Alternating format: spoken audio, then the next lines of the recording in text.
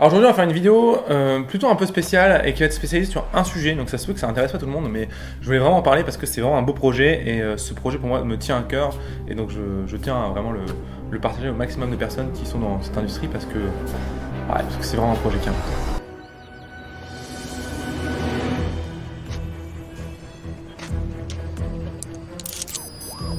This is 327. I'm going in. Alors aujourd'hui on va parler de Blender. Blender c'est un logiciel qui est gratuit en animation synthèse qui permet de faire énormément de choses. D'ailleurs j'en parle dans la vidéo sur les logiciels, donc n'hésite pas à aller la voir ici en haut à droite. Ce que je veux dire sur Blender aujourd'hui, alors à l'heure où je tourne cette vidéo, il y a seulement la version 2.8 bêta qui est sortie, mais je pense que quand elle sortira sur YouTube, la version aura quand même bien avancé. Donc voilà, voilà, peut-être que les propos que je vais donner vont peut-être un peu évoluer d'ici là, mais le fond sera le même. Le fond est juste que en fait Blender c'est trop cool. Blender c'est vraiment bien, c'est un super logiciel et c'est un super projet. Pourquoi? Parce que on rend accessible la 3D à tout le monde, quoi. C'est un logiciel qui est totalement gratuit pour n'importe quel projet, quoi. Commercial ou non. Enfin c'est juste génial, quoi. C'est juste incroyable.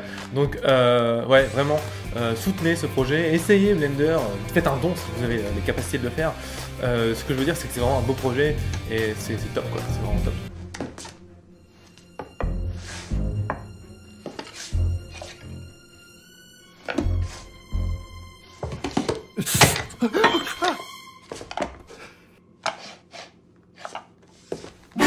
Hello. Blender est un super beau projet. Alors je vais parler un petit peu des avancées où on en est aujourd'hui sur Blender.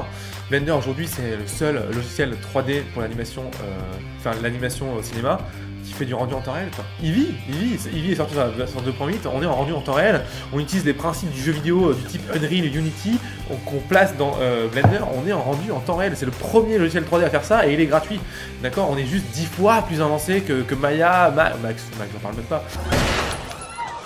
Même Houdini en termes de rendu, Houdini est très bon pour les effets spéciaux, et là-dessus il n'y a rien à dire, mais en rendu, Houdini est quand même relativement mauvais par rapport à Blender qui fait des trucs de dingue, d'accord? Donc Eevee, renseignez-vous, c'est un truc de malade. Après, Blender, pareil, on a Cycle qui est un moteur de rendu à lancer de rayon brut, qui est l'équivalent facile d'Arnold, qui est avec Vray, qui sont les deux mastodontes en moteur de rendu aujourd'hui dans le cinéma d'animation et les effets spéciaux. Cycle c'est les mêmes et il est gratuit. Oh, avec un denoiser intégré, avec plein de choses, avec un cryptomate pour ceux qui connaissent, enfin bref, la totale, c'est gratuit. Je veux dire voilà, essayez, c'est top, quoi, c'est top. Surtout si vous êtes freelance, c'est top. Donc c'est vraiment un super projet, ça rend accessible la 3D à tout le monde.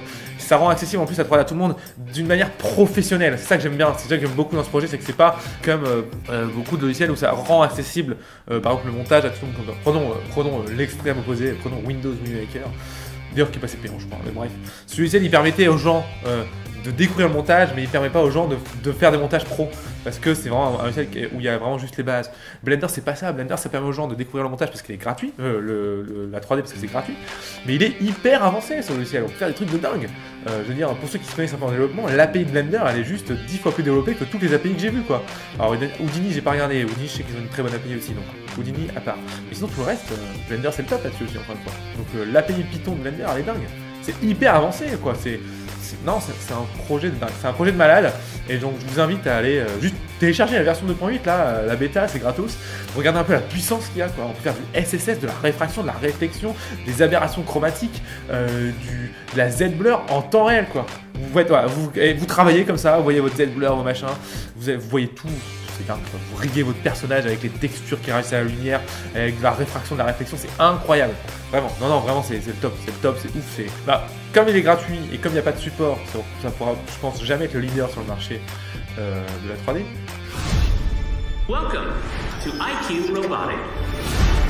Ladies and gentlemen, are you ready to see the next big thing? Let's hear it for the new Gen 6!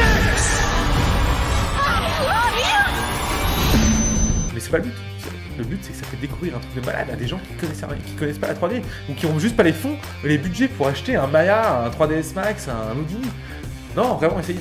C'est un super soft et moi je suis à fond dedans. Et donc c'est pour ça que j'essaie de porter un peu le projet à ma petite échelle, à ma petite communauté que vous êtes. Donc voilà, j'espère que tu prendras peut-être 5 minutes juste pour télécharger le logiciel et l'essayer, pour voir un petit peu la puissance que c'est si tu n'as pas encore essayé. Et sinon dans tous les cas, je te dis merci beaucoup d'avoir suivi cette vidéo jusqu'au bout. Je te dis à la semaine prochaine pour un nouveau tutoriel. Allez bye, merci.